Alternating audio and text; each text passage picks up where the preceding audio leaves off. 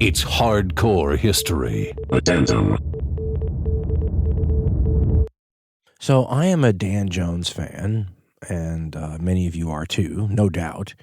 He's one of our finest writers of history for the period in the Middle Ages, the fall of Rome to the Renaissance. A lot of stuff that made up what a lot of us grew up with loving. I mean, knights in shining armor, Crusades, Normans, Saxons. I mean, this is pretty par for the course for a lot of history fans. And if that's your jam, then you need to pick up Dan Jones's new book, Powers and Thrones. He's with us today to talk about it. But you've probably already read his stuff. The Plantagenets was great. The Wars of the Roses, Crusaders, the Templars, Magna Carta. The book covers the entire period from the fall of Rome to the Renaissance in the European, Middle Eastern, North African sort of zone. 656 pages. I looked it up, covering 1,000 years. That's audacious, isn't it? But just like there's a lot of interesting stuff you can glean from a very narrowly focused, targeted work on a small chunk of history, so you can really delve into it, turn over every stone, examine it to the nth degree. There are advantages to doing the opposite. You get a much larger sense of how cultures are working together and pinging off each other, larger sense of trends impacting over time, right? They all have their place. And Jones's book is one of those that if you actually retained what's in it, it would fill in your foundational knowledge base for a huge chunk of time and a large, important region, geographically speaking. It's a page-turner. There's a lot of historical figures that we've all fallen in love with that fall into a book like this. What I love about it, though, is at the same time that it's comforting, if you've always been interested in this stuff, to read this book, it's comforting for me anyway. He's got all the new stuff, right? All the new discoveries, all the clarifications, all the overturned myths. We've talked before about how interesting it is now that the area of historical knowledge is aided not just by historians and archaeologists, the people that have always sort of had that as their purview, but tons of other scientific disciplines that, working with these people, are making the kinds of discoveries and datings possible that we never could have imagined. I mean, just the other day there was a story, and you may have seen it, confirming certainly what many of us had already known, that the Vikings had arrived in the Americas, but coming up with a pretty solid date for it. And they said 1021. 1021 AD CE. And when you read the story of how they came up with the date, the radiologists that are involved, the climatologists that are involved, I mean, it is so many experts from so many varied fields working together to get us this information. Anyway, it's fascinating. It's a part of what makes the modern historical study so interesting to people, who've been reading the books forever, but all of a sudden you have new stuff on old stories, right? Who doesn't love that? And Powers and Thrones has a bunch of those where you're going, oh, really? So this major invasion happened because of a climate change that they can now prove was going on. I mean, it's that kind of thing. So I loved it. I think you'll enjoy it too. And if you're a Dan Jones fan, I don't have to tell you what he writes are sort of page turners in terms of being able to pick out really interesting things. It's fabulous, and so is he, and he's on the show today. And so without further ado, and I hope you like this, but I'm just sort of fanboying out. It's more for me than for you. But, you guys pay the bills around here, so I'll let you listen in. Dan Jones, ladies and gentlemen.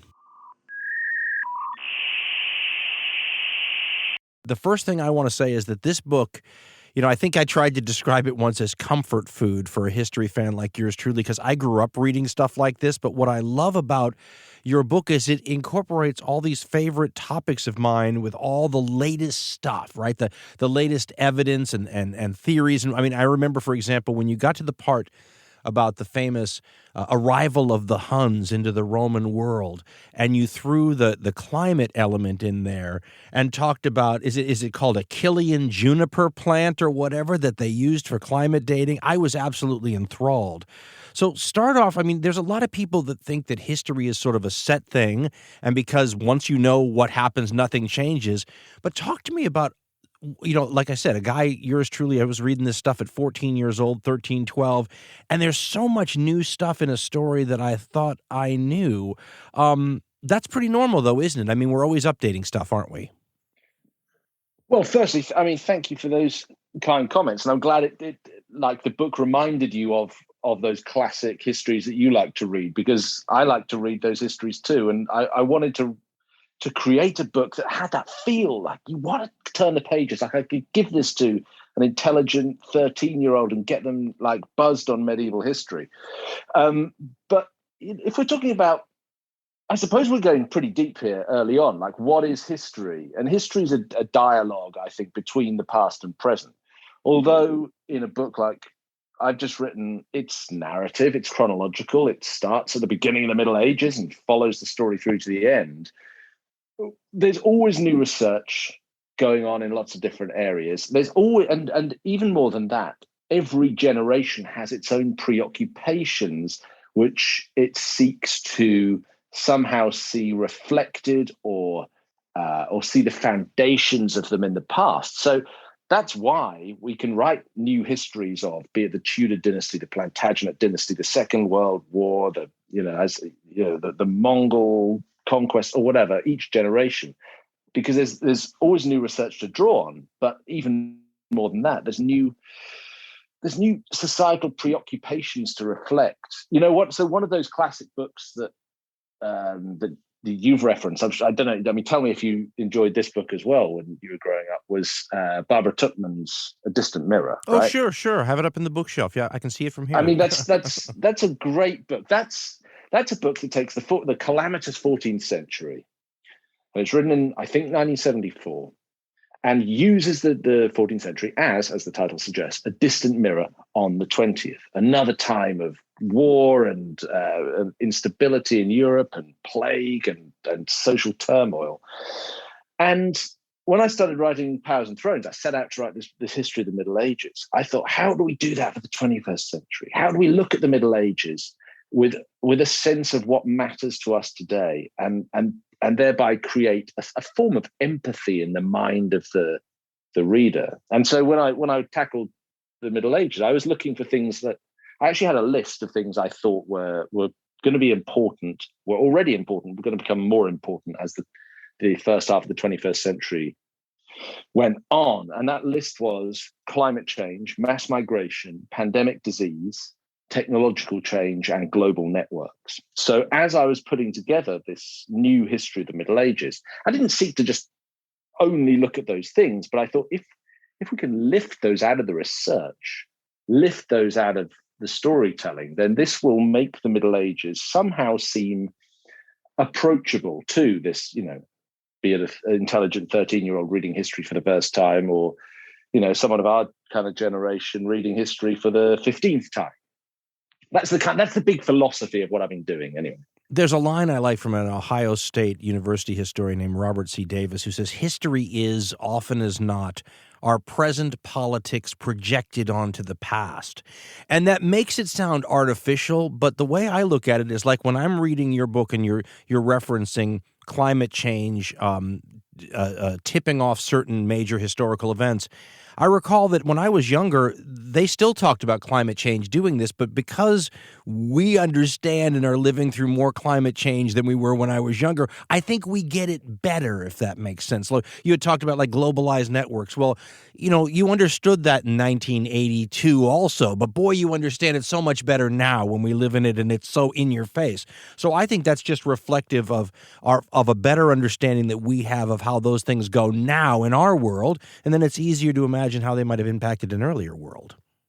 Yeah, and I think that history, as you know, goes through like trends in terms of its kind of scholarly fashion, yes, and some fashions, right? And sometimes that every so often, someone will come along and say, you know what, history should be objective. It should be about truth seeking and truth alone and the facts. Let's stick to the facts.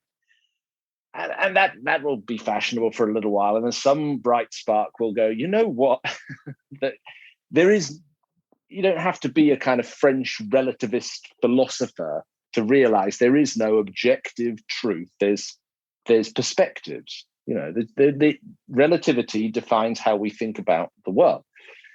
And so as a historian, as I've gotten older and a bit more confident, I suppose, I've stopped trying to shy away from this feeling or I've tried to avoid this feeling that we shouldn't project our own concerns into our study of the past, because otherwise, what's history for? History's like about creating a context for the now, and so it's not just inevitable, it's natural, and it's probably advisable that we take with us, or as long as we acknowledge them, we take with us our preconceptions, our prejudices, our concerns, our angst, our worries when we go looking at the past, man. Otherwise, why are we bothering? What are we going to learn from it if it's not there to give us context on the now? Well, and I think sometimes if you're not looking for something, you don't find it. And sometimes you don't know you should be looking for it. And I think certain things like, I'll just reference the climate again, because to me that was such an obvious, I mean, I remember as a kid hearing about the collapse of the Bronze Age, and climate was one of the things that they threw out there, drought, starvation, all those things. But I think when you look at our situation, say, well, what's our situation going to be like climate-wise in 100 years, 200 years? It helps sort of inform the listener to go back and go, well, gee, how bad can it get? And when was it bad? And how did they deal with it? And how does an ancient society deal with some of the problems we're looking at? So, I mean, I find it it's funny. It's not just informative and useful as a comparative tool to me. There's a little bit of something that's comforting. I mean, if you've been through something before, it's a little less scary, even if you've never been through it quite this way. So let me talk, because you have to frame something like this, right? If you're going to start a story in the middle, as you do, right? The Middle Ages start in the middle. You have to have sort of a touchstone, right? And the touchstone is the obvious one. It's Rome, right? So you have a civilization that starts as a city-state around the time, the Persians are invading Greece, right? So the 500s, it's really, and then it goes through the Republican period, and then it goes through the Imperial period. And by the time the Middle Ages start, you have this ancient, and I mean, I try to think about our modern world now, which hasn't existed. If you say the modern world starts in the Renaissance, or I mean, we haven't existed now as long as Rome was around as a civilization that could trace its roots back to something real. Explain a little bit on how this, on what happens to a world when a touchstone that's that concrete goes away. So you're completely and utterly and 100% correct. The framing of the Middle Ages has to be Rome. That's how when the Middle Ages first was conceived in the 16th century, it was conceived as, by definition, the bit between the collapse of the Roman Empire in the West and the Reformation, and the sort of it's a Protestant idea, but the scales falling away from the eyes of the great enlightened new Christians of the 16th century. And you're also absolutely right to point to this longevity of Rome as compared to the longevity of our quote unquote modern world, if we go back to the 16th century to date the origins of that. What happens when an empire like that falls to bits? I think is, in one sense, the answer is not very much, because it happens relatively slowly. Now, even though in the collapse of the Western Roman Empire, there are cataclysmic events, the sack of Rome by Alaric and the Goths in 410 AD being the most obvious of them, it's not like the Western Roman Empire just falls to bits in one day. I suppose here's a not very encouraging dystopian read on the 21st century. Okay, if we were to hypothesize, and I personally hope this doesn't come to pass, but if we were to hypothesize that we're seeing the end of the end of the United States as a superpower, right? And we're some future historians writing from the 22nd century, we might look back on, say, 9/11 as a spectacular, assault on the heart of America that wrought great chaos and tragic death and was horrifying and shocking around the world. But what we wouldn't say was, and at that moment, America ceased to be a superpower. Would say that was some crazy. There were crazy repercussions to that one event, but to everybody who lived in the 20 years subsequently, it didn't really look like America collapsed. Okay, let's hope that's a dystopian sort of conjecture on my part, but I think you see what I'm saying. So I think if we project that idea back to the collapse of Rome, there were big moments such as, Rome's being sacked by Alaric and the Goths, or I don't know, I'm talking to you from the UK, Britannia being sort of jettisoned, like booted off into space from the Roman Empire. These, in retrospect, look like huge moments. But on the other hand, I think if you were living through it, there'd just been a time of rising instability in different places and at different times, which over the course of several generations added up to the final collapse of the Western Roman Empire. But even if we think about the distance in time between 410 AD, sack of Rome, and 476, the last recognized Western Roman Empire, that's 66 years. Like, in terms of human lifespans of any age, that's quite a long time. So it's what's the analogy I'm looking for? It's a boiling of the frog, I suppose. Does that make sense? Absolutely. Crazy and abstract? No, it makes sense. I always describe it as being cut off from the equivalent of the global information superhighway if you're Britain when Rome says you're on your own and whatnot. But as many historians have pointed out, if you're actually living in Italy at this time period, closer to where the center of Roman activity was, things continued differently. It's the hinterlands that feel it first and most strongly and recover the slowest. So let's talk a little about the recovery, because that's one of those periods that I don't think enough people, yours truly included, know enough about, and that's the Carolingian, the attempts to recreate something of Rome's grandeur from the ashes a couple centuries later. And they're connected to these people that, it's funny because the terminology will kill you when you start using terms like Franks to talk about a tribe that the Romans had dealt with, and you're still using Franks to describe Crusaders in the 1100s.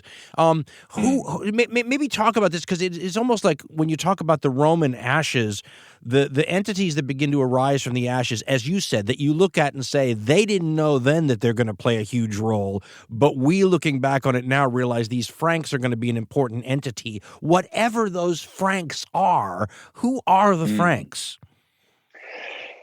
Well, the Franks are originally one of many tribes who move into the territories that were ruled by the Western Roman Empire and ceased to be ruled by the Western Roman Empire as these barbarian tribes move, quote unquote, barbarian tribes move in.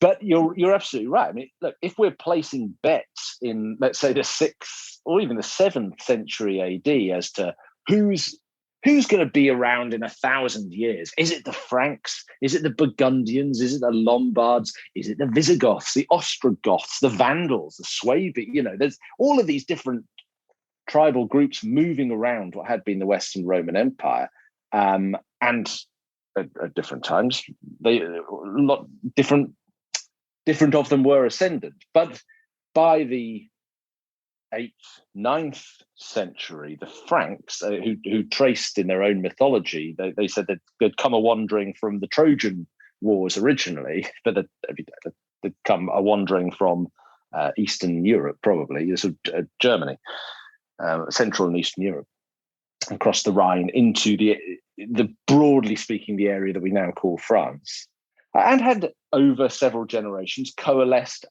into a kingdom.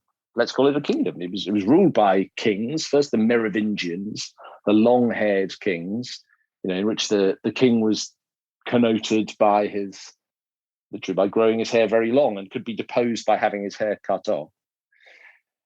And by and by, the Merovingian dynasty became less politically influential. The Frankish territories were governed on their behalf by mayors of the palace, by politicians. And then they were done away with by a dynasty who we now call the Carolingians, named after Charles Martel, but most famous for producing Charlemagne, the king of the Franks, who had himself crowned in the year 800 as the first Roman emperor of the sort of reborn Western Roman Empire, which came to be the Holy Roman Empire. So we have a barbarian tribe which over many generations becomes collectively a kingdom, and then they become, for a time under Charlemagne and his descendants, the preeminent force in Western Europe. The way they sort of absconded with the Roman reputation, title, and all that reminds me of one of those companies that has a great old lineage. Like in the United States, it might be like AT&T or something. And then AT&T goes out of business, but somebody buys the name. And then they get to be the new AT&T, and they get to inherit all that cachet, even though they had nothing to do with the original entity. For those who don't know, or maybe those in Germany right now, the name for France in Germany is still Frankreich, the Empire of the Franks. I also like, and I never made this connection when I was reading the Crusades from the Middle Eastern viewpoint. I forget what the book was called, and they referred to the Crusaders from Europe as the Frange. And I remember thinking, it just turns Frank into French right there. And then you begin to see the connections, because Frank doesn't mean anything to most people who speak the English language, but French obviously does. And when you see one word morph into the other, you kind of, the light bulb goes on in your head and you go, oh, okay, I see the connection. So this is interesting though also, because we did a show a long time ago on that transition period, from Merovingians to Carolingians, and when you read the accounts of what these Merovingian Franks were like, they sound like Vikings. When you look at pictures, and they're the contemporary type stuff, but they're sort of I don't know if they're idealized or if we've barbarized the Merovingians in their true cut, but they all look so civilized and so King Arthur-like, and they look clean and washed and well dressed, and they look like they look very, very civilized. And then when you read the accounts of people like Charles Martel's a perfect example, but some of the Merovingian kings. What's the one who would have people bend over to bow for him, and then he'd split their skull with a battle axe? I mean, they had all these wonderful. So let me ask you. I guess that's what I'm saying in my typically long-winded question. I am getting to somewhere. Is that if looking back on it with your eye, which of those two impressions of the Merovingians, the Franks before Charlemagne, and Pepin, his father, which of those two interpretations seems more like to you? Have we barbarized a bunch of people that were more civilized than we thought, or have the chroniclers made a bunch of Viking types look better than they actually were?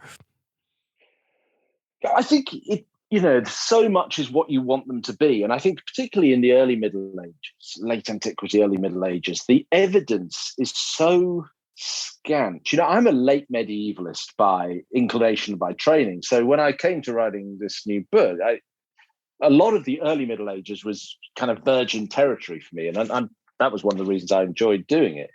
Of course, as it always, you can be swayed very easily at first by the account that you're reading. Now, of course, if you're reading accounts of Romans watching the barbarians swarm over once solid Roman territories, they are barbarians. They're these sort of hideously uncivilized folk who have no right being where they are.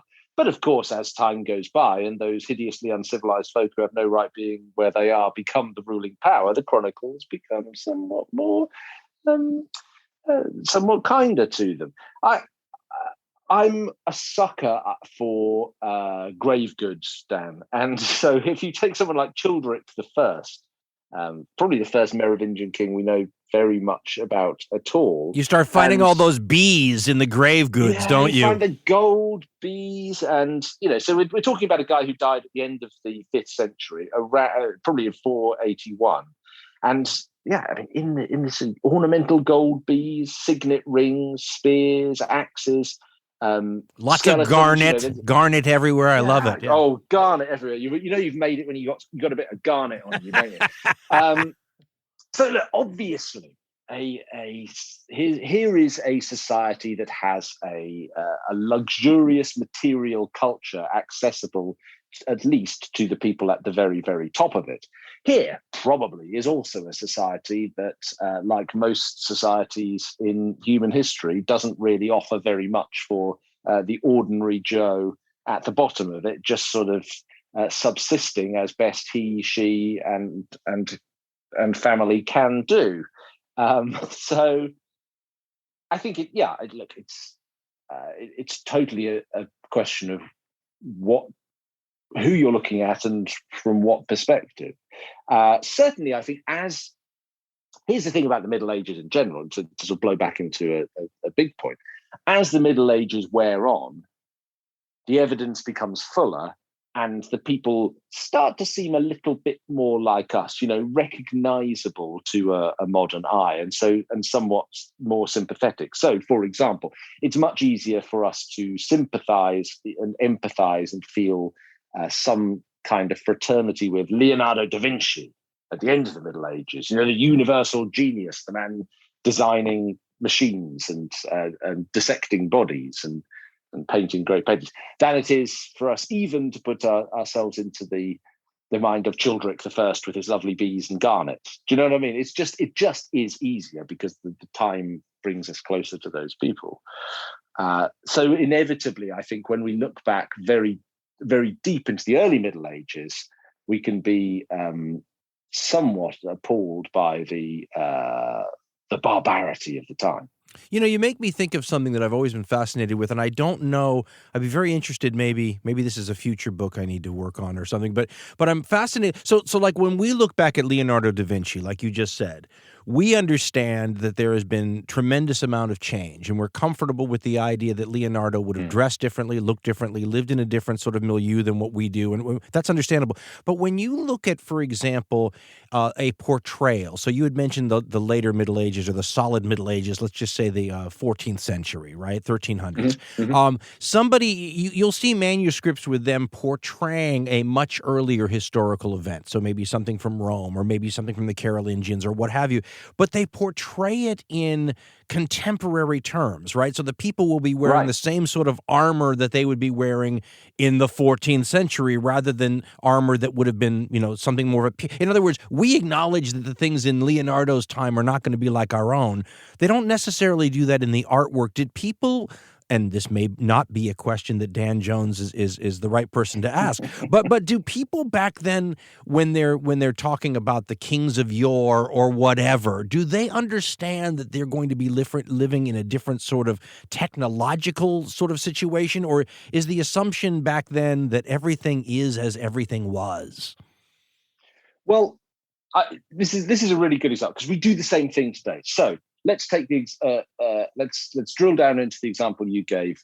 Let's imagine a sort of 14th century French chronicle depicting the Song of Roland, probably the most famous story of the told in the later Middle Ages. Right, in Spain Roland, or southern France. Right. He's on his way back from northern Spain, fighting the Saracens in northern Spain, and he's ambushed in Roncesvalles and blows the horn to warn Charlemagne, the great king of the Franks, that there's trouble afoot. And in blowing the horn, his temples burst and he dies a hero's death. Okay, the big story told in the 14th century, telling a heavily romanticized version of a story set in the late 8th century. So what is that? Well, 14 minus 8. My maths isn't very good. 600 years previous.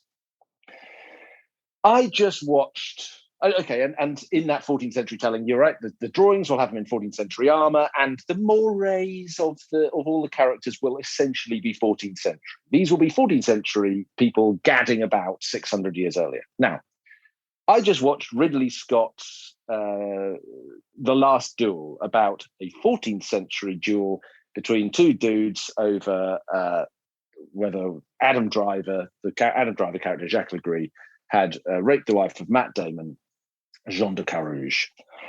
And of course, what in the hands of the writers, Damon and Affleck, and the director Ridley Scott, this has become a movie that is really about Hollywood politics and American gender politics in the 21st century. It's just put into...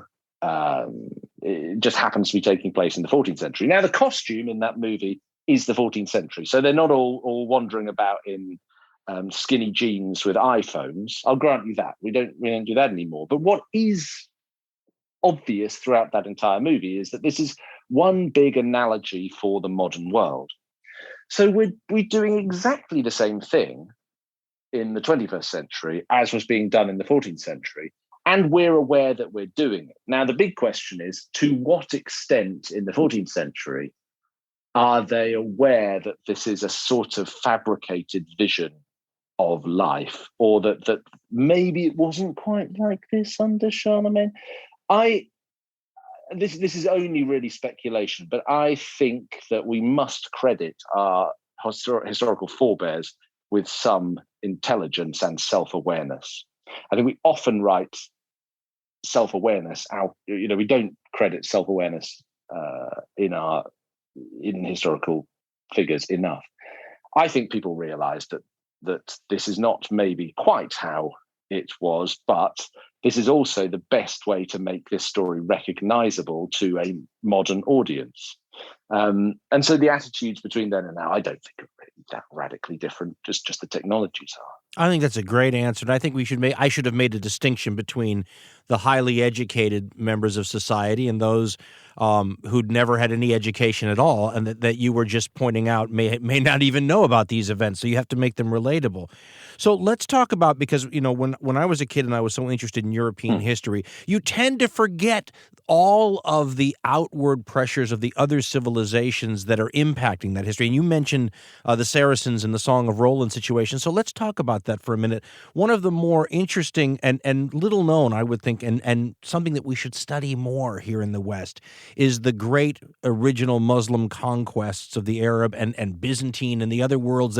Can we talk a little bit about this? And because I was trying to figure out if there was anything I could think of, historically speaking, from any era that was an analogy that made sense to that. That to me seems a singular, when you start, looking at all the different angles, a sort of a singular event. Talk to me a little bit about the original Arab Muslim conquest, when Islam first appeared on the stage and rolled over several traditional superpowers. It's one of the most extraordinary episodes in the whole of the Middle Ages. I mean, arguably I would say anything, anytime. Yes, anytime. I think maybe so. The Speed of Conquest, and this is something you've obviously worked a lot on, is comparable with Genghis Khan's conquests. That scale, that speed, that rapidity of a sort of a new movement. But what's different between the early Islamic conquests, out of Arabia, through half of Byzantium, through the whole of North Africa, into Sicily, into Spain, all the way up to the Pyrenees, in no time at all. The edges of China. Think about that. I mean, the edges of China. Right. And leaving an imprint in all of those places, from Transoxania to the Iberian Peninsula, half the known world, that is in almost everywhere that the first Arab caliphs after Muhammad, the rightly guided Rashidun caliphs, Abu Bakr, Umar, Ali, through to all the way to say 750, the splitting point between the Umayyad Caliphate and the Abbasid. Almost everywhere that was conquered by the Arabs, by the Muslim Arabs in those first generations of Islamic expansion, remains Islamic today.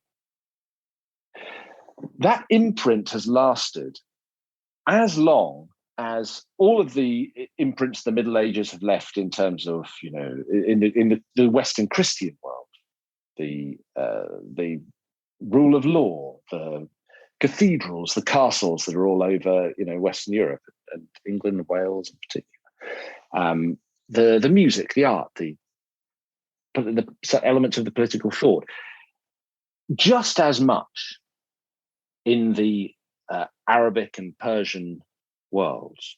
The first Islamic conquerors have left their mark. However, there is a schism that exists in scholarship between Christian, Western, Anglophone, as well as French and German scholarship and Islamic scholarship. And there are very few writers. You mentioned earlier on a book about the Crusades from the Islamic perspective, and I'm going to place a small bet that you're thinking about Paul Cobb, his book, The Crusades Through Arab Eyes. Yes, I think it's that, but fantastic book, but a very, very rare book.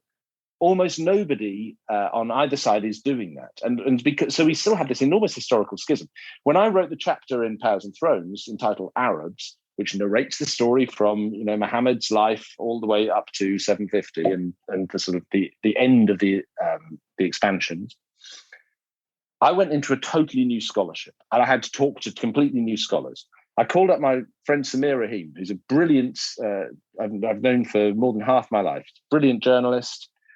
He's also a fantastic scholar of early Islam. And I said, Samir, you know what? I'm going to need a reading list here. And he sent me a long reading list, which I dug straight into. But there was no crossover with anything else that I was reading. This was a scholarship that sat on its own, away from the rest of what I was reading for this history of the Middle Ages. And so we don't tend to think about the early Islamic caliphates as being part of quote unquote medieval history, and yet they were. Chris Wickham, brilliant scholar of the early Middle Ages, wrote an amazing book called The Inheritance of Rome, and it asked the question: after the fall of the Western Roman Empire, what comes into that space? And Wickham looks at the barbarian kingdoms. He looks at Byzantium in the east around Constantinople. He looks at the Franks, and he looks at. So he's one of the few scholars who looks at the Islamic caliphates. Now, when I think about that, the big question: who has the best claim out of those groups to really call themselves the heirs of Rome?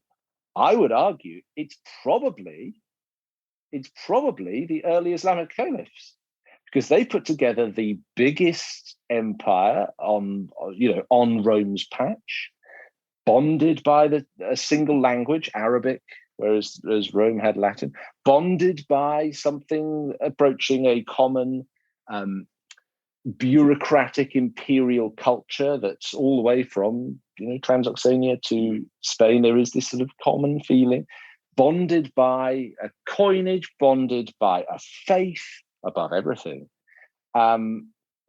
capable, militarily fearsome. All of these. Arguably, it's the Arabs who are the real heirs of Rome. But I can almost feel people bristling as they hear that, because we just don't connect these two things as being part of the same historical story.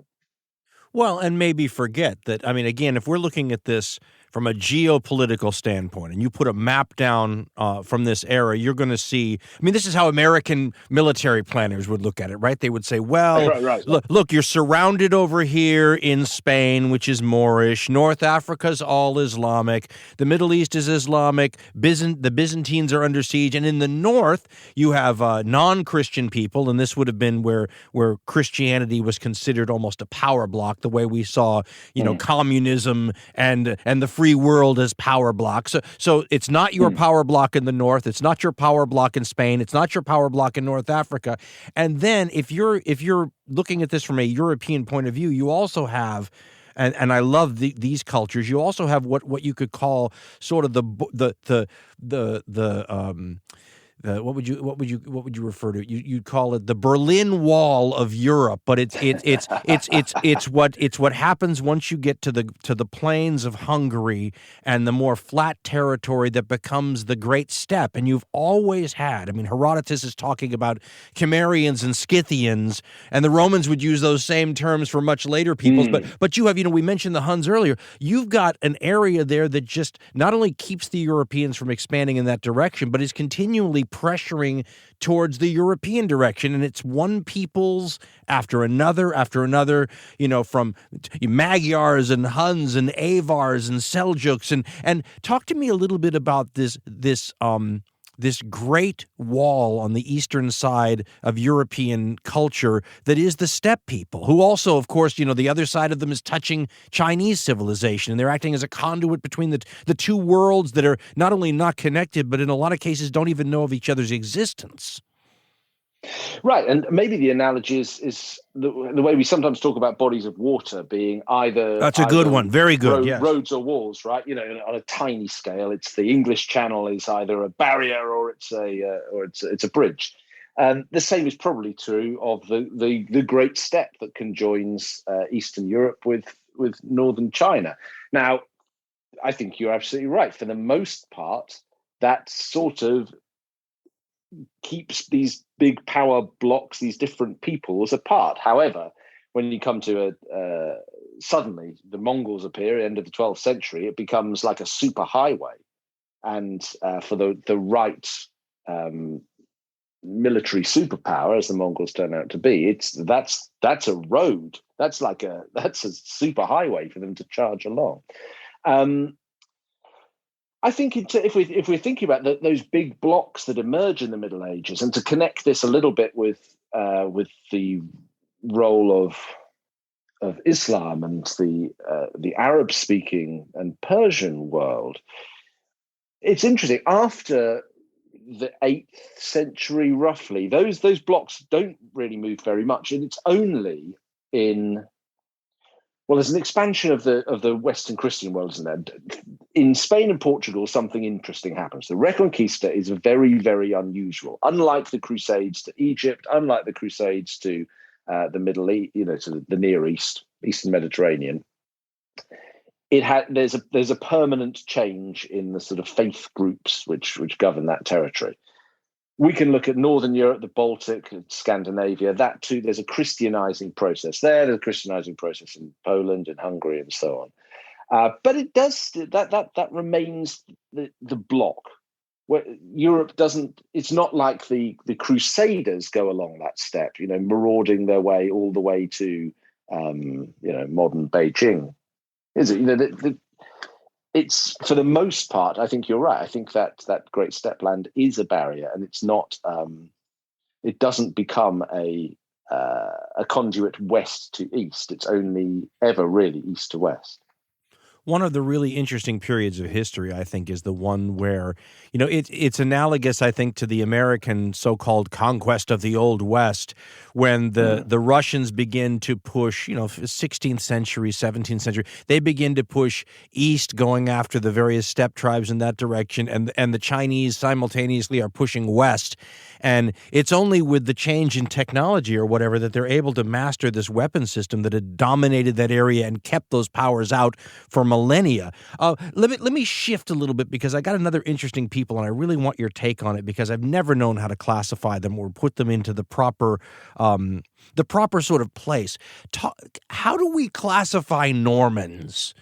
I mean, to me, this is one of the great.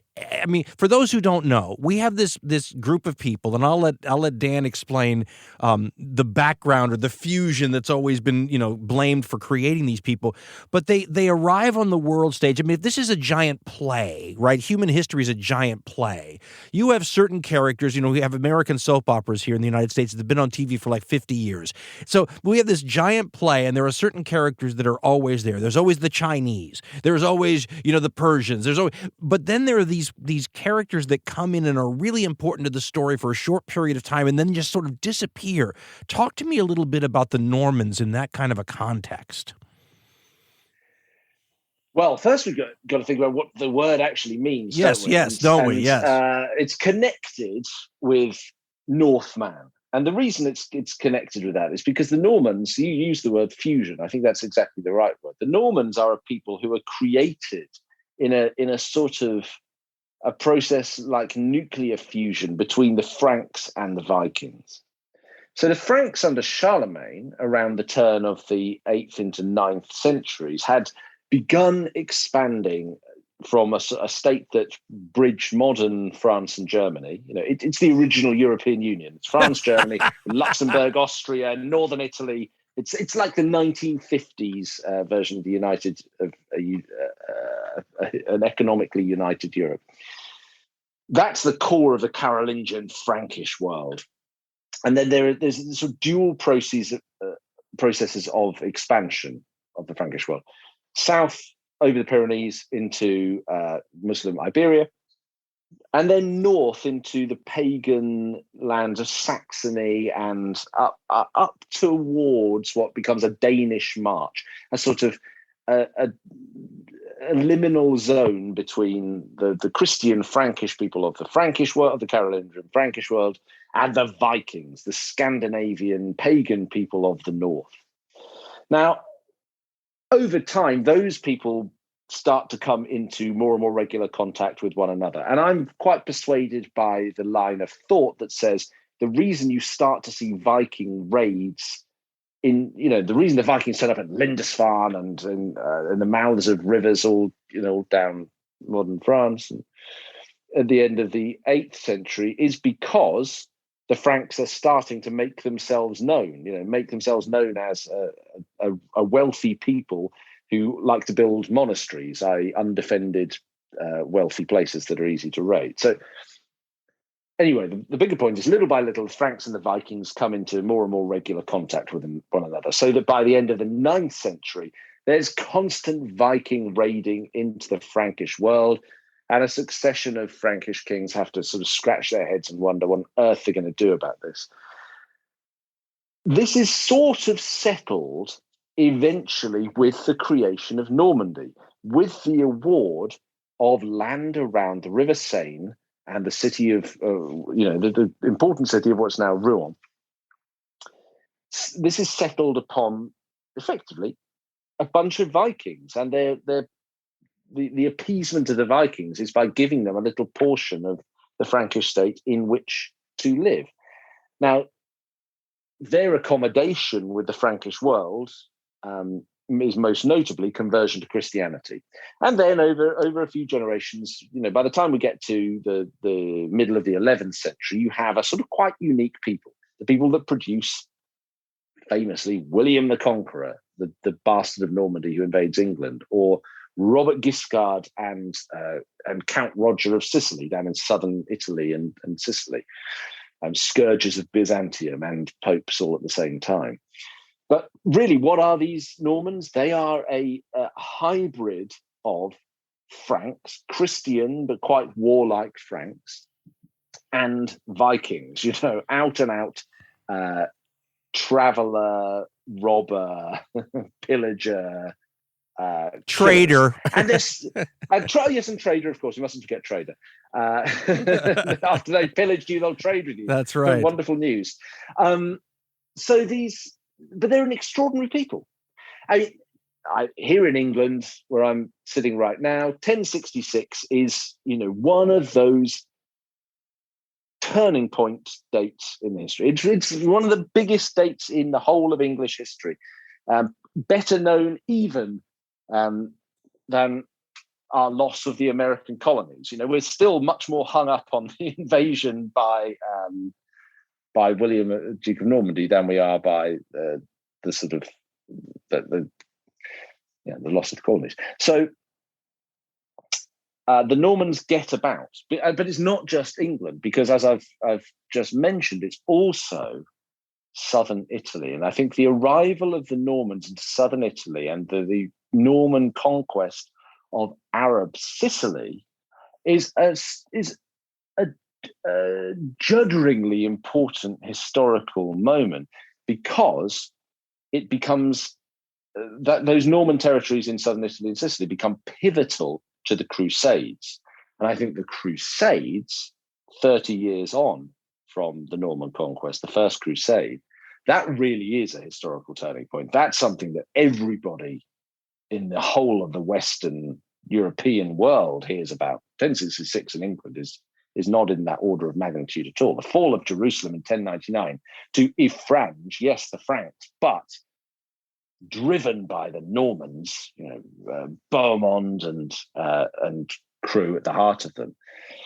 I think the expansion, the creation of Normandy and the expansion of the Normans into other parts of Europe, that's a really central part of the story of the High Middle Ages. There are some interesting historical ironies. It's funny, you want to mention these historical ironies, but then you catch yourself and say, okay, is this a real historical irony, or is this something that just appears that way, looking back from our modern eyes? But for example, here you have these Frankish people that are continually tying themselves to ancient Roman sort of behavior. The Franks Right. themselves come into possession of the territories they're in because of Roman policies that brought barbarian people in and made deals with them, right? You defend this territory for the emperor and you can have it. Well, now you have the Franks who are hundreds of years later essentially adopting the same policy with these Viking peoples. You can have a little of our Frankish territory, which was originally given to us by the Romans so we could defend it, so you can defend it. And they just did what the Franks did too and ended up creating their own empire based in Normandy. But it's interesting because it's not like the other empires. So if you think about like a Frankish empire in what's now modern-day France morphing into France, if you think about what becomes the Holy Roman Empire morphing into Germany, but the Normans are more like a free agent people, if you will. Like the first question someone should have when you say the Normans in Sicily is you go, wait a minute.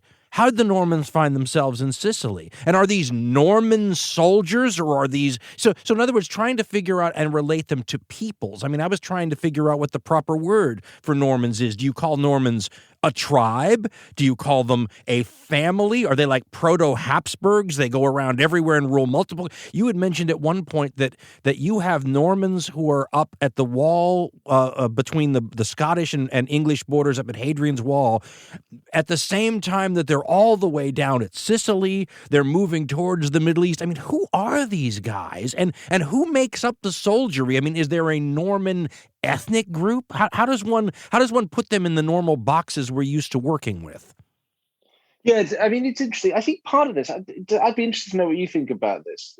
Isn't part of it just the fact that by accident of history, there aren't really Norman, there's not a sort of autonomous Normandy anymore? Because we could say the same for the Burgundians, you know, that or maybe even the Gascons, you know, these people from different regions that have since been swallowed up. Yeah, do you say they're absorbed maybe? I mean, is that the or do they is absorbed or die out better? I mean, how does one associate this? They are I mean, the history of Normandy's rolled into France, isn't it, after 1204? Right. Because the Normans become kings of England and then it splits up again. But by and large, in the early Plantagenet era, the Normans have become kings. And so the Duchy of Normandy is no longer the grandest of their possessions. They've also fused with the counts of, in the Plantagenets, you have Dukes of Normandy, Counts of Anjou, and then they peg on Aquitaine as well. And they're ruling England, but French is the language they speak to each other, correct? French, yes. They're ruling England. Yeah, so... But by this time, we're not really talking about them in terms of a people or a tribe. We're not in that barbarian era anymore, because really we've switched our thinking as historians by this point to thinking about ruling dynasties. And so when we talk about the Normans in the late 12th century, early 13th century, what we really mean is a very small aristocratic, a tiny royal family and a very small aristocratic group connected to that family. And really, you could be anybody as long as you're connected to the Duke of Normandy, then you're quote unquote a Norman. And similarly in the south, Count Roger of Sicily. Well, before he's Count Roger of Sicily, he's a Norman dude in southern Italy, but once he becomes Count Roger of Sicily, and then subsequently, King Roger II of Sicily, the fact of Normanness is now hidden underneath the grander title of King of Sicily, or whatever it happens to be, and because we're not talking about tribal groups anymore, because we can draw in much clearer detail as historians, the pictures, the portraits, the pen portraits, I mean, of ruling individuals. We stop really being concerned with peoples in general and start concentrating on people in specific. Now, that ought to lead us to think, well, hang on a second, then when we're in the barbarian period and we're talking about the Franks, the Burgundians, the Visigoths, the Ostrogoths, are we really talking about a people who are going around singing, hey ho, we're the Franks, hey ho, we're the Visigoths, watch out for us, mate?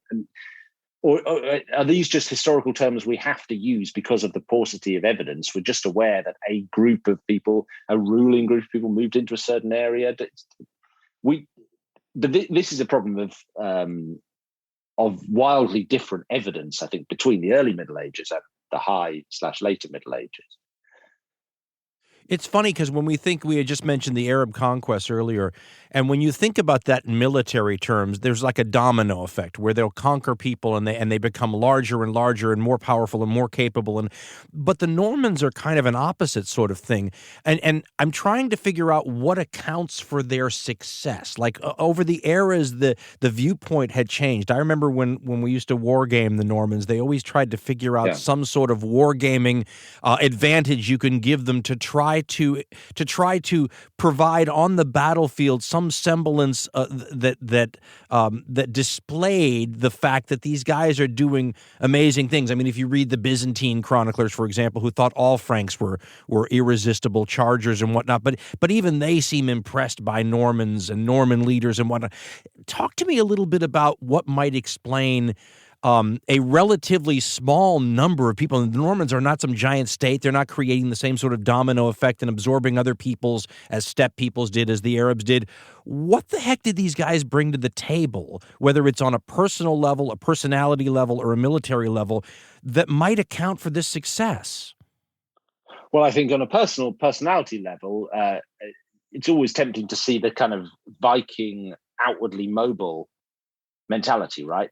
Describe what these guys looked like for a second. Describe what the Byzantines were seeing when they ran into Normans as people. Well, so the best images that we have, particularly you can tell a Norman by the sort of long teardrop shaped shield. But they look like Dolph Lundgren, don't they? The descriptions of right. Well, and Beaumont. Anna Komnene writes about Beaumont. Oh, Beaumont of Toronto. One of the most prominent Normans among the first Crusaders. Oh, I mean, she's so conflicted in her account of Beaumont, because on the one hand he's a bastard, but on the other hand he's super handsome and he's got his broad chest and he's really quite dishy. And short blonde hair and clean shaven. I mean, what the heck is that? Right. Come on, he's sort of a model, star, right? But I think in your war game, or certainly in England, look at the Norman conquest in England. In your war game is castles. Normans are great castle builders. Yes. That's their military. That's their super source, isn't it? They come very well organized and very capable of building these fortifications, which house bodies of knights who are similar to Frankish knights. The Frankish knight, as the Byzantine chronicles you're talking about, make a hole through the walls of Babylon, right? Isn't that the line? Through the walls of Babylon. Yeah, that Frankish charge, couched lance charge. That's dangerous. That's a battlefield leveler against the traditional sort of light cavalry mounted archer who's going to feign retreat and then pepper you and you come to chase it. But I think the Normans in England, it's castle building. That's their superpower, don't you think? Well, I do, except you have a hard time sometimes trying to put into perspective. I mean, if this is the kind of conversations you'd have on a wargaming table. I apologize to people, but I mean, you would sit here and say something like, "Okay, is a Norman just another knight, and are knights the people that we consider to have this?" See, everything is rock paper scissors. I'm talking to the audience now, but everything is rock paper scissors when it comes to this kind of warfare, because we can extol the value of a Western knight, for example, in hand-to-hand combat or charging through the walls of Babylon, as the Byzantine chronicler said, and yet that's useless against a Magyar or an Avar or a Hun if you can't catch them, or a Saracen in the Holy Land. So everything is sort of the rock, paper, scissors kind of thing. What I can't figure out is, if a Norman knight is no better than a Frankish knight, then how does one differentiate? I mean, there's so many more Frankish knights, right? And they build castles too, and they all use the same weaponry. So you try to figure out, see, in the old days, when people would talk about different ethnic groups having different tendencies, they would talk about, 100 years ago, they would say the Normans were possessed with the spirit of their Viking ancestors and the same sort of, and they're trying to explain what accounts for this dominance. 15 years ago, they would have talked about economic differences and savvy, capitalist traders. I mean, I'm still trying to figure out how you explain the rise of a people that don't have the traditional sorts of things that one would look at: an economic base, a population base, a religious explanation. They seem like they shouldn't be where they are, if that makes sense. And yet but then maybe, this has been super unfashionable for a long time, but I just have a sense it might be coming back. This great man theory of history, great person theory of history, let's call it now. We've had it almost beaten out of us, haven't we, Dan? Yes, beaten out of us is a good way to put it. Come on, it's not that. However, I have this little suspicion that into the historical trends to come around, as we've already discussed, and in a society as we live in now, which is super, super, super individualistic and completely focused on the individual as being the most important thing, and society as being really not very important at all unless it bends specifically to the will of the individual. And of course, we're living politically in an age of strong men and would-be tyrants. The influence of the sort of remarkable individual might just be coming back into fashion in history, and I don't think that that's necessarily a bad thing, because what are we really talking about in terms of the Normans? Who are the ones who is it that makes these great plays, that puts them out there? Well, in England, William the Conqueror. I mean, all bets are off. For a Norman conquest of England without William the Conqueror, I find very hard to imagine. Not just the sort of military organization, but then the vision to completely redesign England, to move the bishoprics about, to bring across this new sort of colonizing group. That is the brainchild of one extraordinary leader. And similarly, down in Sicily, we are talking about a pair of brothers, Robert Guiscard and Roger. It's funny, too, because energy was the word I recall hearing when I was young. Energy. The Normans had such energy. They had energy, but maybe just like a few of them had some energy. Guess what they went and did, right? And after that, who knows? Is it, as you're saying, is it really the Normans at all? I mean, certainly the Arab. Well, as you're saying, the Arabs couldn't tell the difference, could they? Not really. They're saying, well, they're all the Franks. They all look the same to me. They all look the same to me. So let's talk for a minute, because we had mentioned earlier, looking back and taking, what was the line from the Ohio State historian, right? That history is the present politics projected onto the past. And we talked about climate change. There's another one, though, that I found, and it's funny because we've talked extensively about this, too. So it's funny how on one level you can know about it and on another level not think about it. But, I mean, you had gone into the Justinian plague so well. Let's talk. Everybody knows about the Black Death, but the Justinian plague isn't that the Black Death Part 1, or if this is a movie trilogy, the Black Death is the original Godfather or Exorcist or Jaws. Let's talk a little bit about that and maybe give us an idea, because these people in the time of the Justinian plague are accustomed to disease being a terrible and regular occurrence. But how does something like that stand out in an era where they're accustomed to pandemics or terrible disease outbreaks? The Justinianic plague in the 6th century, named for the great Byzantine Emperor Justinian, is a form of Yersinia pestis. It's plague. It's the same as the Black Death, and insofar as we can tell, because the evidence is much scantier for the Justinianic plague and is also back projected from the Black Death, which is a problem we might get into in a minute. It seems to do a similar thing to what happens in the 14th century, the Black Death, which is it mutates and becomes very infectious. Just as COVID-19 is a coronavirus, one of a group of viruses that became incredibly virulent and incredibly infectious. So you sometimes see with plague, it just mutates and becomes super, super, super infectious. And that's what you have in the 6th century with the Justinianic plague. And it seems to spread from it finds its way into Egypt, maybe from Zanzibar, maybe from East Africa. It's very, very hard to know for sure. And then it rips into the Byzantine, the Eastern Roman Empire. And you have these accounts from Byzantine chroniclers of lockdowns, of thousands of people dying each day, of bodies piling up in the streets, of everybody being complete and terrified of catching this disease, and there being, scarcely enough living to bury the dead.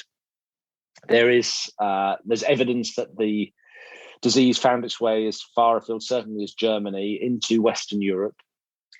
There is massive disparity in the estimates of how many people died of the Justinianic plague, which ranges from tens of millions to about 100,000.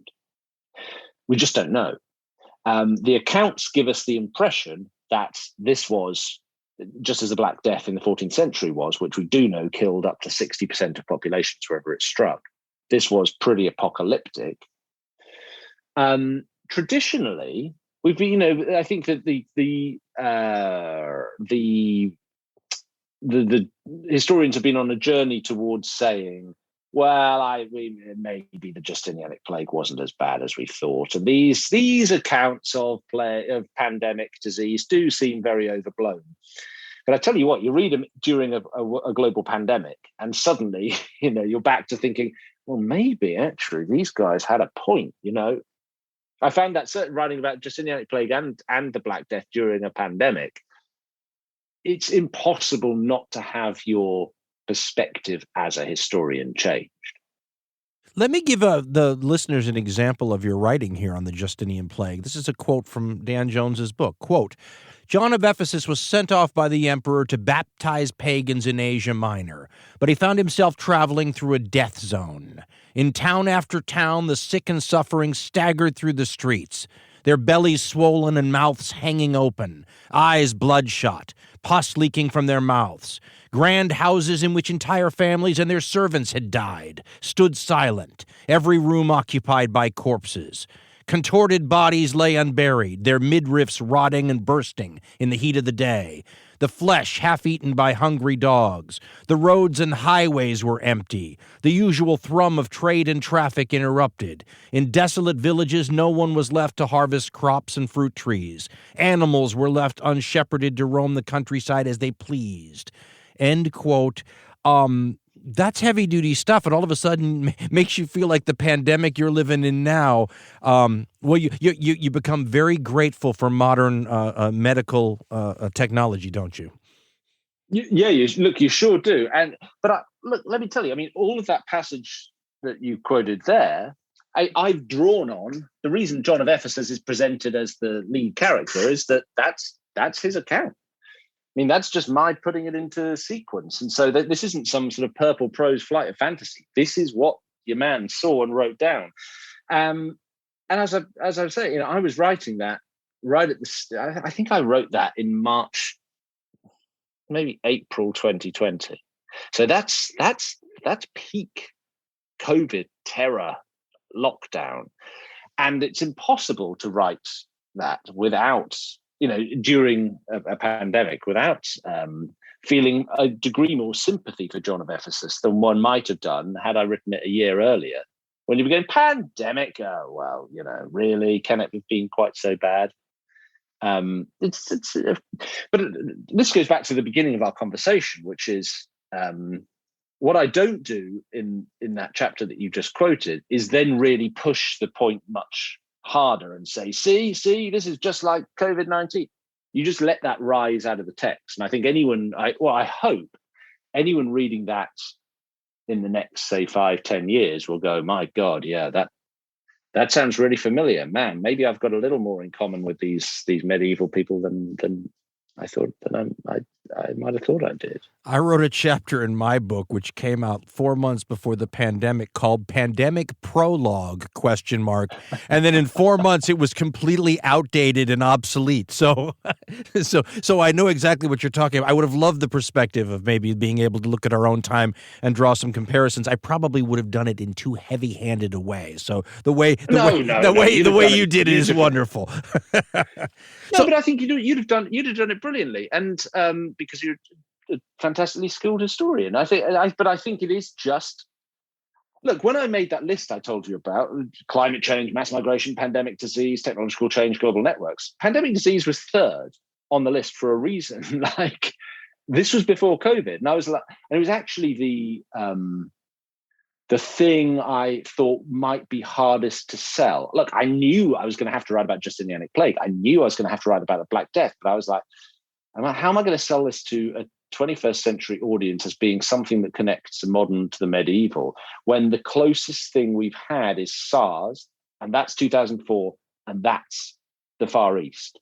Like, is an American audience really going to buy the danger of a pandemic in the 21st century? Now, I was aware that actually clever people certainly in the UK government, and I think in the US government as well, who were pulling risk assessments for the biggest dangers of the present day, were putting pandemic disease right at the top.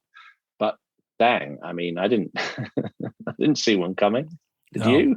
No. Well, I mean, I was, you would hear people like Bill Gates talking for a very long time, talking about it's a law of averages thing, right? Eventually, it's going to turn, the die roll is going to turn up wrong, and we're going to get unlucky. And then you hope that your ability to pivot, medically speaking, can help you avoid the sort of tragedy John of Ephesus was writing about. So maybe now, because we've dealt with a bunch of different things, and I'm jumping around, but looking at my notes, there's one little jump I'd like to make, and it's a perspective question, right? And maybe this is another one of those things that, let's hope not, but that has some echoes in our own times.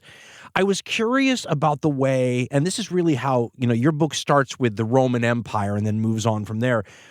I'm fascinated by the way that the transition from a Roman Republic, which, if we're looking at it from our perspective now, whether it's the UK or the United States, you would say, these terms don't really apply to Rome, but we'll use them anyway. A representative government is the superior form of government to something like an autocracy or a totalitarian state or an empire or an imperial system that has an emperor who has control of people.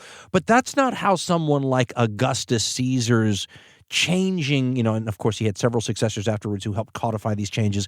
But I mean, they didn't look at that as a totalitarian ruler coming to power on the ashes of a superior system, right? A system of representation and wide distribution of power.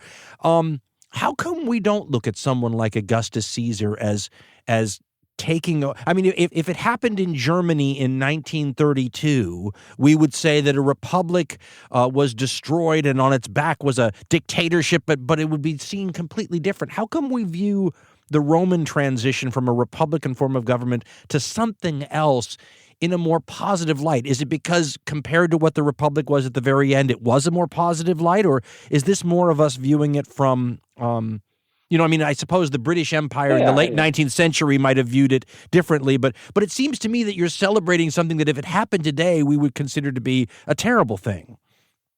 Yeah, but I think it's a special case, isn't it? And that's a good way to put it. So the turn against empire as a historical trend right now is profound, right? And I mean, you've got in London here people.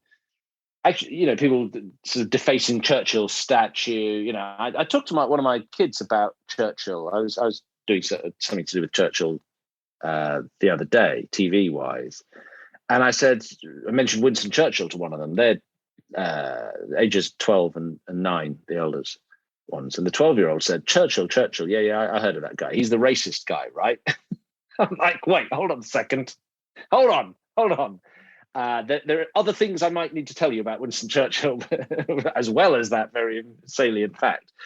The turn against the British Empire it's turned. The turn against imperialism per se, and yet we still remain sort of strangely sort of in love with Rome, just as our medieval forebears were, despite the fact this is one of the very few pure, true slave states in the history of the world. Yes. And we're like, yeah, but I mean, the statues and the underfloor heating, man. The underfloor heating. I challenge anybody to go to the ruins of a Roman villa, probably built by slaves on wealth pillaged from people the Romans considered inferior to themselves on what we'd now call eugenic basis. And everyone wander around going, shit, man, the floor must have been super nice and warm. These people, they had it, They had it right. You know, for some reason, we hive Rome off into a special case. The turn from republic into empire wasn't a good thing. I mean, actually, the best representation of this I've ever seen is in it's one of Robert Harris's novels, in which he through Cicero's eyes, spells out pretty clearly what a corrupt stitch up this destruction of the republic and creation of the empire really was. But we're still not quite inclined to see it that way, because just as our medieval forebears were, we're still blindly in love with Rome. You know, you bring up, it's unfortunate perhaps that this late in the conversation you bring up something like this question of context in the way we view the past now, because it's such a big thing here in the States, for example. And I know, so this is it, but it's worth delving into it just a tad, I think, because I have you here and I'm going to exploit the moment. But it seems to me that if you're going to be fair, it is wrong to hold people from, say, the Middle Ages, because that's what your book is about, to our modern standards of behavior, ethics, morals, and those sorts of things. And I think most people would agree with that. And then it's perfectly fine to do that to people from 10 years ago. So there's going to be some time period between those two when all of a sudden the forgiveness that comes with living a very long time ago goes away, and you're penalized for not jumping on board the more, shall we say, modern ethical bandwagon when you did. So it seems to me that a guy, we do it with the people, the so-called founding fathers here, who were all born British citizens, let's remember, people who looked back on the Glorious Revolution as one of their main influences, that you look at those. So Thomas Jefferson's my favorite, because to me, wrapped up in that figure is all of the contradictions and hypocrisies that are built into the American founding, right? Here's the guy who all by himself almost all by himself, along with the earlier Enlightenment thinkers who influenced him, are responsible for the greatest marketing messages to ever come out of this country, right? Freedom, liberty, the rights of man, all men are created, all the stuff that we emphasize in our own marketing campaigns as a country. And yet, obviously, the man owned slaves. He was having, I'm going to say, a relationship, which is the really wrong word for this, with his own slave. I mean, you look at him, and it's clear from his own view. He's trying to eliminate slavery long-term on one hand, but he's doing nothing to eliminate it in his own life. So you look at someone like that, you say, okay, here's a guy who's going to be trapped because he doesn't come from 300 years earlier, which probably would have exempted him from modern moral questions, and he doesn't come from 200 years later, which would have made it absolutely, there's no excuse for it. He's in that transition period where some people realize that this practice is wrong, so you need to jump on the bandwagon. One can say the same thing about Churchill. Here's a guy born into a world where so many of his peers and the way he was raised and everything thought the way he did, and then he lived to be 90-something, right? And all of a sudden, things changed, and he was left, and I remember reading in the 1920s and 1930s, they were already thinking of him as an almost embarrassing political dinosaur in some British circles. How should we, and this may be something that's not fair to even ask you, but how should we roll with the punches here in trying to figure, with Jefferson, I always try to say, well, laud him for the good stuff and punish him for the bad stuff. How should someone look at someone like Churchill, whose lifetime extends over a period where the morality, even in his own world and in the circles he ran with, evolved past his opinion? Well, look, Churchill was old-fashioned even in his own time, and was made many mistakes. Was constantly behind the curve. Was in some ways living a sort of a strange, slightly masochistic tribute act to his father. Yes. Who nevertheless, in the 1930s, or at the end of the 1930s, into 1940, at the point at which this person would, in almost every other circumstances, have just been written out of public life, was there at the right moment and was exactly the right person for that role of leadership. Now, that's the story of Churchill. And the correct historical thing to do is say, look, what were the moral standards, ethics, and mores of the day? Put aside whether you agree with them or not. What were they in that day? What was right in that day and what was considered wrong in that day? And how did that person fit into that moral world? Now, you do that with Churchill. You still don't come out with super great guy. You come out with person who people thought was there were many people had a problem with, even in his own day, who cometh the hour, cometh the man. Everyone said, do you know what? Actually, maybe this is the right person. Now, that's the grown-up way of doing history. But, oh dear, I'm going to sound like such an old man now. But we're in such a sort of childish cultural space at the moment, and such an individualistic space at the moment, that many historians and many non-historians sort of dipping their toes in the water think that history is all about them, and that the practice of history is about going around telling people off for not having lived up to an ideal moral standard, and that is really the most important thing that a historian or someone engaging in history can do. That and it's pathetic. But I think the point in general is that we are in this moment, and what I also didn't mean to suggest that this was a unique moment in human history. It's a cycle, you know. Yes. What was the book that would? There's a book about that transition from the Georgian to the Victorian called The Age of Kant, and I think that there's a similar sort of moralism in its K-A-N-T, correct? K-A-N-T? No, not the philosopher. C-A-N-T. C-A-N-T. Okay, thank you. Yes. From Kant. So it's by Vic Gattrell, and it's about this sort of the verb is this canting, pious rhetoric which pervades public discourse, in which everyone is trying to say the most moral thing, and that to slip up will be to invite ridicule, scorn, and possibly disadvancement in one's career. There's a similar sort of pious censoriousness about public discourse now. Now, I think it may be, and I write about this in Powers and Thrones at the end of the book, I think it may be, in fact, it is connected to new communications technology. So let's take a good medieval example of an age of Cant, C-A-N-T, from the printing press in the 1450s, right? Comes along and makes it vastly easier to communicate en masse, to communicate at speed.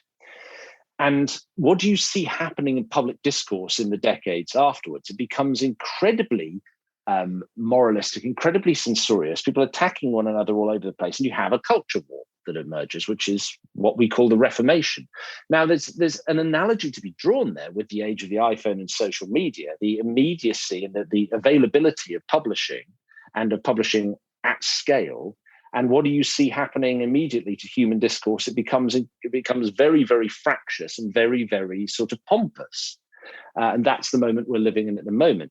That's the moment we're living in right now. So it's but it's definitely not anything new in terms of the long view of human history. It's just for me, as you can tell, quite irritating to actually live through. Well, let me validate what you said about cycles too, and I'm going to blame the British. I'm going to blame the British for this since I have one of them. But I mean, in the early history of the Americas, when you have Puritans and all this sort of thing, we were shunning, we were shaming, we were banishing from the public sphere. I mean, this is how things were done. I feel like we've just taken that quintessentially proto-American quality, added social media to it, made sure that there is no at least the public shaming and all those things that were going on in those Puritan communities, there was one moral standard. Now we have multiple moral standards, and you can be shamed for any of them by the groups that associate with those moral standards. I mean, it's public shaming on steroids with social media. So, I mean, I feel like this is the same cycle with some amplification involved. So we'll blame that on the British and call it good, right? Fine, okay. It feels like we're even. You brought up Georgian stuff. I'm just going a little earlier here. Listen, is there anything I didn't bring up that you want to? I mean, first of all, the book is wonderful. It is one of those books, and I can hear my mother's voice in my head. Who, if you read this book from cover to cover and remembered it, you would have a giant chunk of your Western historical knowledge completely filled in. Is there anything, because it's 1,000 pages almost, I'm sure I left out all the best parts. What did I leave out that we should get into? Oh man, I mean, there's just so much. I had such a blast writing. I enjoyed. I'd written dynastic history, Plantagenets and Wars of the Roses before this. I'd written the religious military history with Templars and Crusaders. I've done some, constitutional history with Magna Carta. I actually really enjoyed getting into the architectural, the literary, your stuff on the Carolingian script was fascinating. But even the sort of later stuff, I read it. There's a chapter in the book on called Builders, which is about, it's sort of set in the 13th century, and it's about castle building, which I'd made some TV shows from Netflix about castles. And it's about Gothic architecture. And I just got to pull into that all my experience. I was writing in lockdown, so I couldn't travel a lot, but I got to pull in all my memories and experiences and notes about traveling to great Gothic cathedrals in England and elsewhere. And I loved bringing in that aspect of it. I loved doing the chapter called Renewers, which goes from Petrarch and Dante and Terzarima and this sort of new poetry of the 13th century into the great painters, Van Eyck, moving oil painting somewhere it had never been before, to Da Vinci, the universal genius, and as we've said already, this figure who connects the medieval and the modern so brilliantly.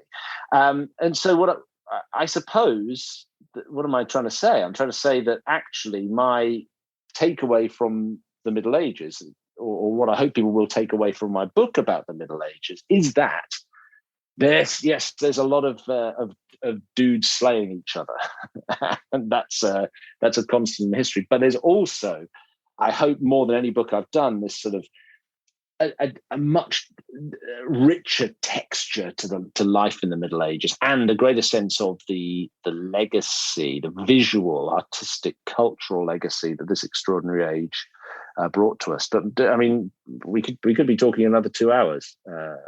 And we'd still get nowhere near. And Dan, let's not be surprised that you come on this show and somehow artwork gets the short shrift. It was just going to happen, okay? You knew there was going to be charging through the walls of Babylon and not enough Da Vinci. Yeah. That's how it goes. That's how it goes. But look, I could talk to you all day because I'm a huge fan of yours. I think what you've done for history and the public, the way you fed the public appetite for history in this medium and with your books is it's extraordinary, and you're doing a great thing. And I know that you know this, and I'm just flattering you. But I'm not. That's when it's time for the show to end, Dan. I'm not gonna. No, that's when we know it's time for the show to end. Right? All right. Once we start complimenting the host, it's done. Okay, my friend. Thank you so much. The book is fantastic. Powers and Thrones. Everybody should get a copy. I read the PDF. I'm hoping to get a copy myself someday. I will buy it. Don't worry. We don't need any freebies around here. It was worth it. It's fantastic. And ladies and gentlemen, Dan Jones has been doing good work for a while. This is, I have to be honest, and maybe it's just because the subject matter is so comprehensive.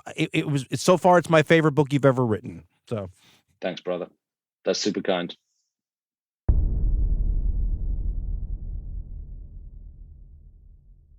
My thanks to Dan Jones for coming on the program. That was a lot of fun. His new book, Powers and Thrones, A New History of the Middle Ages, is scheduled to come out November 9th, 2021. So may or may not yet be out by the time you get this show. His other books, of course, currently available and worth getting if you've not been exposed to that, the Plantagenets, Crusaders, the Templars, Magna Carta. If the Middle Ages and this region of the world is something you really like or think you might, Dan Jones is one of the really good people to tell you all about it. I'm being strenuously reminded, because I am, and there ought to be a registered trademark symbol after this phrase, the worst marketer in the world, that I should probably tell everyone or remind everyone that as the holiday gift-giving season approaches, If you can't think of anything else out there, or you've run out of time, or whatever it might be, really hard, weird person to buy for maybe, that we do sell the archived hardcore history shows, either singly or in bunches, from the website. I think we worked it out so that it's priced at, like, if you buy the whole catalog, it's like $1 an hour, works out to content-wise. I hope that's fair. We also have some new merchandise on the way, different design stuff, but I don't know when it's coming in, frankly. Hope it makes it for the holidays, not sure yet. We do have gift certificates available. And we have another method we just hooked up recently that we're trying out to give another option to people who buy. Again, as the worst marketer in the world, I'm told to make sure I explain this, but it involves another way to get our premium feed so that it works better with, for example, people with certain kinds of podcatchers than our old system or our current system on the website. So more options, we figure, is better for everyone. So check that out if that sounds good to you. And for those who ask, because I know you always do, we are currently working on the next big hardcore history show. I don't know when it's going to be ready. It's the same old problem that it always is. And I hope we can get these little, appetizers out to keep you from starving to death, between main courses. But thank you for everything, everybody. As always, I'm very grateful. Stay safe. Support us with Patreon by going to patreon.com/Dan Carlin. Or go to our donate page at dancarlin.com/DC-donate. Thanks again for all your Bucka Show donations. They're the reason we're still here. At the end of the last HHA show, we mentioned the folks over at Battle Guide Virtual Tours. And I'm going to continue to do that for a little while because I think if you're interested in military history, and not everyone is, so let's just say that right off the bat. But if you are, you know how difficult it is sometimes to get your mind around what's going on at some of these battles. If you pull out a map, or you're reading a book, or you're watching a documentary, or whatever it might be, there's so much going on at so many different levels that even if you are on the ground at like one of these tours that you can go on, it's hard to get a sense through the fog of war and the terrain and what's hidden from. Battles are complicated things, right? So during the pandemic that happened, I was in touch with a group called Battle Guide Virtual Tours, who were people that did real tours. And like so many businesses around the world, we're trying to figure out how to pivot and keep some sort of a business going when no one knew when there were going to be any tourists or anyone who wanted to visit battlefields in person anymore, right? But the way that they figured out how to do this, and this is just my opinion, they may have a different opinion, but I think is like the Hershey's peanut butter cup commercial. You got your chocolate in my peanut butter, and it's better than ever. I love what they did to create something you could download at home. And as I told them, it's wonderful to be able to take one of those once-in-a-lifetime trips to a battlefield somewhere that you've always wanted to go to. But what if you want to go to another one the week afterwards or something like that? This opens the door to people getting to see lots of battlefields with this sort of approach. And the approach is, you'll have to see it for yourself, and that's what I'm really here to tell you, is that you can do that for free and just see if you like it, and then if you like it, you can take it from there. I'm not going to convince you one way or the other. I just wanted you to get an idea from a perspective of somebody who's always trying to understand these things. Without all these elements, it's hard. And the way that they've put it together is something I think is pretty cool. And if you're into military history, and if you feel like I do, that you'd really like to better understand everything going on at some of these battles, go see if you like any of these battles that they offer. Go to battleguide.co.uk/Carlin, battleguide.co.uk/Carlin, and get one of the free shows that's put aside for you and just see what you think.